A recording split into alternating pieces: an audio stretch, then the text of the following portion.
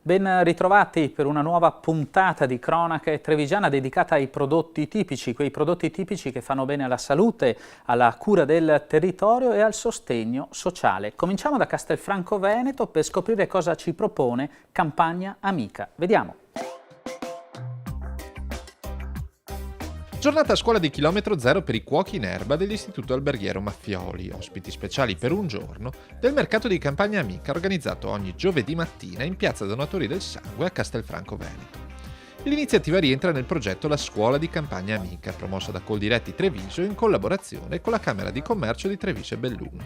Oggi abbiamo portato una classe quarta perché crediamo molto in questo progetto di relazione diretta tra i ragazzi che saranno i futuri ristoratori e i produttori dei prodotti agricoli a filiera corta, e quindi volevamo metterli in contatto con questa realtà per far conoscere appunto i prodotti della zona, perché possano un domani utilizzarli nelle loro preparazioni e valorizzarli. Campagna Amica è un progetto di Coldiretti che da 10 anni a questa parte valorizza quello che è la vendita diretta, per cui proprio il garantire ai cittadini che ciò che trovano sui mercati di Campagna Amica è esclusivamente prodotto agricolo e prodotto italiano. Questo valorizza il nostro progetto e valorizza le nostre aziende. L'obiettivo è educare le giovani generazioni alla consapevolezza alimentare, ovvero ad acquistare e consumare prodotti, conoscendone e valorizzandone provenienza e stagionalità.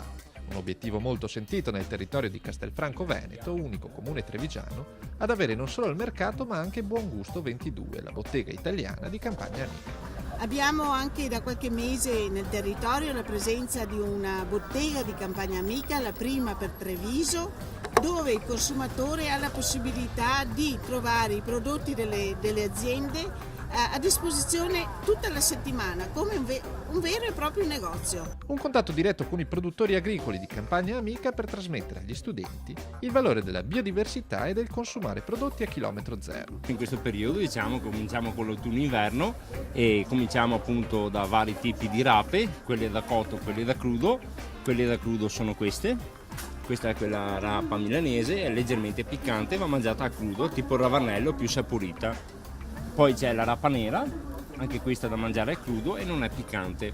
Questa è quella rossa, all'interno è scura di colore. Questa è molto dolce. Poi abbiamo quella arancione, dentro ad anelli arancioni e bianchi, anche questa è molto dolce. E poi infine delle rape abbiamo la chiogiotta, che questa all'interno è bianca e rosa, non è dolce ma è saporita, molto saporita. Siamo un'azienda che produce carne di Sorana, una carne che per il 45% ha l'Angus, quindi avete una carne più morbida e più saporita. Le nostre bestie vivono libere 4 mesi all'anno, da giugno fino alla fine di settembre vivono in montagna.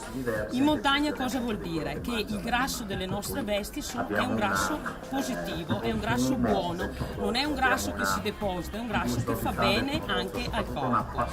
Poi vengono giù in azienda a Tiene e vivono libere e vengono alimentate con i prodotti che noi produciamo, l'orzo, il mais, il fieno. I futuri cuochi dell'Istituto Alberghiero Maffioli dimostrano di aver compreso la lezione. Abbiamo scoperto ad esempio le foglie della rapa che possono essere mangiate, cosa che non ci aspettavamo e comunque non eravamo a conoscenza di questo fatto. Noi cuochi dobbiamo cercare di utilizzare prodotti naturali quando facciamo le nostre preparazioni, perché anche il cliente è una cosa più sana anche.